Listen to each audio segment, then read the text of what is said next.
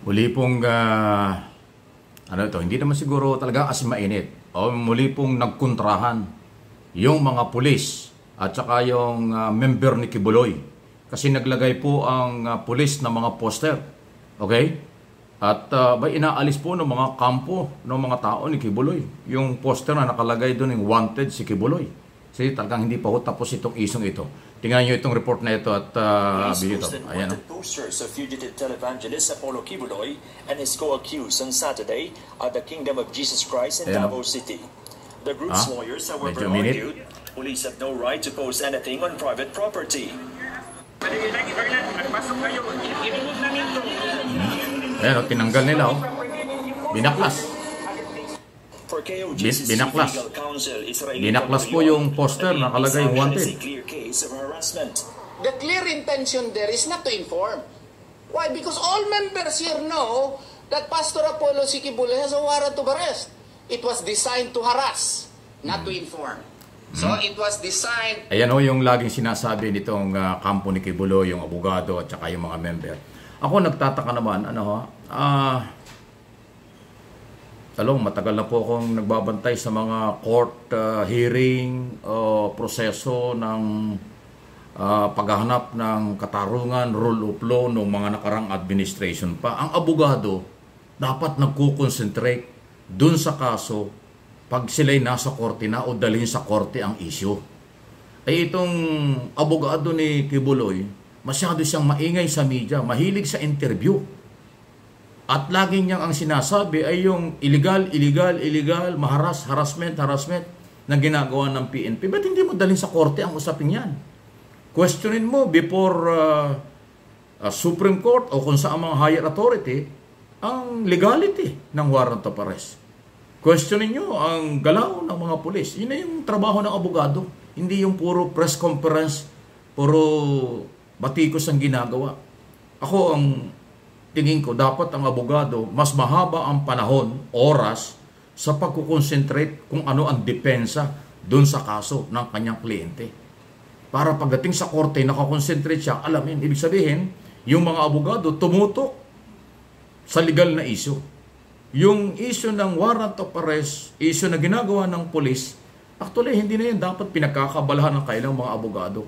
Ang pinakamagandang move ng isang lawyer ay dalhin sa korte ang kanilang mga usapin. Sinabi na nga ni General Torre nung unang araw pa lang, Attorney, hindi ito yung oras at lugar ng debate. Kung meron kang petisyon o reklamo, dalhin mo sa korte, doon tayo magdebate. Totoo yun. Itong si Torion, kilala ko pa naman ito, kilala rin ako nito. Parang member ni Kibuloy na pangkaraniwan, puro ingay, puro salita, na hindi naman mapipigilan nila ang anumang galaw ng PNP, ng gobyerno, dahil yan ay sagradong merong warrant of arrest, court order.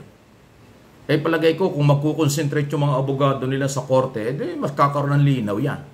O baka naman talagang wala silang magawa, dahil legal na legal ang warrant of arrest, na ipinatutupad ng PNP, alam nila na hindi nila kayang kontrahin kahit magpunta sila sa korte. Katunayan, ang dami na hong mga naging desisyon na lahat laglag si Kibuloy at ang kanyang organization. Di ba, 2 beses na nag-decide, nag-order ang Court of Appeals. Talagang proxy na, pinapigil na ho ang mga bank account at ari-arian. Unang desisyon, 20 days lang. After noon, nakumbinsi uli ng petitioner na Anti-Money Laundering Council na inabot na ngayon ng nag-order na ng another 6 months hanggang February ng 2025. So talo na naman yung kanyang mga abogado. So baka yung mga abogado ni Kibuloy masyado nakatutok sa mga rally at mga pagharang sa pulis. Hindi dun sa court na kailang trabaho. Tinatanong ko lang naman. Okay? Sunod. Nagpalabas ang korte ng order na pinaalis yung mga barikada ng pulis. Ang interpretation ng abogado, lumayas na kayo, hindi na kayo welcome dito. May court order na, pinapaalis na kayo mga pulis. Pambihira namang interpretation yan. Hindi naman pala ganun ang order. Sa court din ang galing at sinabing hindi yan ang order. Ang order ko lang, alisin yung barkada.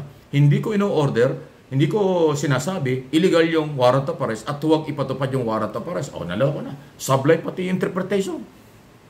Ayan ang sinasabi natin. Kaya lagi kayong natatalo sa korte. Dahil kasi sa halip na tutukan yung kaso, nakatutok sa mga press conference pagdidenounce sa gawa ng pulis or sumasawsaw dun sa mga isyong hindi naman, sa tingin ko, hindi na yun ang kailangan. So again, huwag kayong magagalit. Paalala lang, tutukan nyo ang inyong trabaho. Dapat iba yung nakatutok sa rally, iba yung nakatutok dun sa pagpapatupad ng warrant of arrest kung ano man ang inyong gagawin dyan, ang ginagawa ng pulis, at iba yung nakatutok sa korte, hindi eh. Ginawa ng publicity na yata siguro ito. Parang politiko na rin dating ni Torreon. Ay, naku, attorney. Huwag kang hindi naman kita pinangungunahan. Ulitin ko, mag-concentrate ka doon sa trabaho mo bilang abogado. Sa korte ang lamanan. Hindi sa social media, hindi press conference. Dahil yung press conference mo, at kung ano-ano mga sinasabi mo dyan, hindi yan magpapagaan ng kaso ni Kibuloy. Hindi yan papakinggan at hindi yan makakapigil sa seryosong galaw ng PNP na hulihin si Kibuloy kahit nasa ilalim ng lupa, kahit nasa tunnel o kasama man siya nagtatago. Yan ang misyon ng PNP under General Marbil at General Torre. Hindi mo mababali yan. Sa dami ng interview mo sa media, nakipag-away ka na nga, inaway ka na nga ni Noli de Castro, hindi ka pa nadala. Mas maraming naniniwala na yung loyalty kasi ng media ay sa paghahatid ng tamang balita, impormasyon sa mamamayang Pilipino. Pero ang loyalty mo sa iyong kliyente, kaya talo ka. Dahil mas marami ang naniniwala, tama yung warrant of arrest, tama yung ginagawa ng pulis, at mali yung pagtatago ni Kibuloy. Yun eh. Kaya talo ka doon sa debate, talo ka doon sa aking personal analysis at opinion sa isong yan. Kaya pagka ganito ang galawan, mahigit ng 1 linggo, na ang mga pulis ng Davao Region ay nasa compound ng kampo ni Kibuloy, mananatili yan. Hindi nyo kayang paalisin yan. Walang pwedeng pumigil dyan. Kahit pa ang mga Duterte ay magpunta dyan, hindi yan. Ako nga, tingin ko, kaya yung mga Duterte hindi lumalapit yan sa compound. Alam nila, wala naman sila magagawa dahil court order yan. Kasi alam ng mga Duterte, dahil abogado yung mga yan, ang haharang sa court order pwedeng kasuhan. Lahat ng haharang sa warrant of arrest galing sa court order ng korte pwedeng kasuhan at pwedeng makulong ng 4 hanggang 6 na taon. Nasa batas yun. Mabait pa nga itong gobyerno, ang mga pulis Hindi hinuhuli yung mga human shield ni Kibuloy. Pero kung tutuusin, ground na yan na arestuhin at kasuhan yung mga yan. Dahil nga, yun ang sinasabi ng warrant of arrest at ng batas. Ang sino mga haharang? Dalawa lang kasi. Di ba? Sinabi ko na dati yan. Dalawa lang ang pwedeng gawin kapag may warrant of arrest. Sumuko or magpahuli. Ang haharang, pwedeng arestuhin, pwedeng kasuhan. Hindi pa nga umaabot na ng pulis. Mahaba pa ang pangunawa ng pulis Kahit binabastos, kahit minumura, kahit nilalait na mga human shield ni Kibuloy, hindi napipikon ng pulis. Pero huwag niyong hintayin mapikon.